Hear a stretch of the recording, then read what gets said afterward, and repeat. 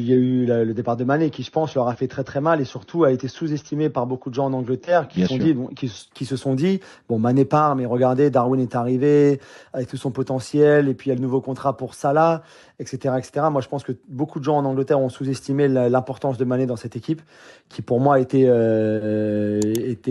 indispensable, mais peut-être même plus qu'un Mo Salah et surtout qui avait porté Liverpool entre son retour de la CAN en février ou fin janvier et la fin de saison.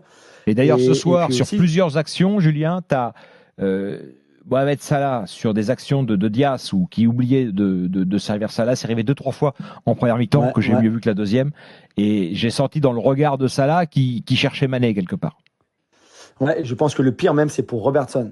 Je trouve que Robertson, là, en ce début de saison-là, c'est très compliqué pour lui qui avait eu l'habitude, même si Mané a joué beaucoup dans l'axe en fin de saison dernière, mais il avait quand même tellement d'automatisme avec Mané qu'il a sûrement moins avec Diaz et qu'il va falloir travailler, même si, encore une fois, Diaz a joué avec lui en deuxième partie de saison dernière. Mais je pense qu'il y avait une telle relation entre Mané et beaucoup de joueurs, en relation individuelle et sur le terrain aussi, entre Mané et beaucoup de joueurs de ce 11 titulaire, que sans lui, c'est pas du tout la même chose pour d'autres joueurs aussi.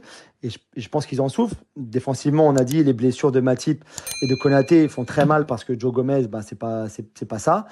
Et puis après, oui, Thiago Alcantara, la défaite. Qu'est-ce qui se passe avec Naby Keita? Pourquoi il ne veut pas jouer? Il gueule, veut sa prolongation, nombre de matchs, c'est quoi cette histoire?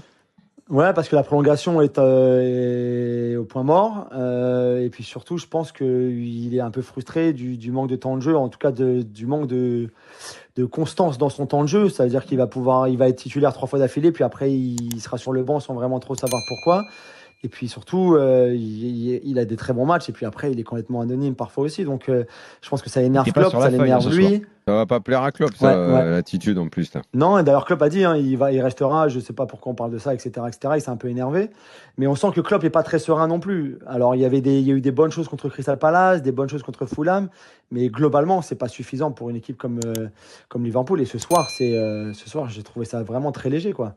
Donc, ils ont un problème en ce moment, c'est qu'ils attaquent. Ils avaient l'habitude, Liverpool, de marquer très tôt dans les matchs et de bien gérer après. Là, ça fait, je crois, 7 ou 8 matchs de suite qui concèdent l'ouverture du score. Cette année, ils ont pris l'ouverture du score à Fulham, contre Crystal Palace, et encore ce soir. Et mine de rien, 2 fois, ils ont réussi à revenir, puis pas ce soir, quoi.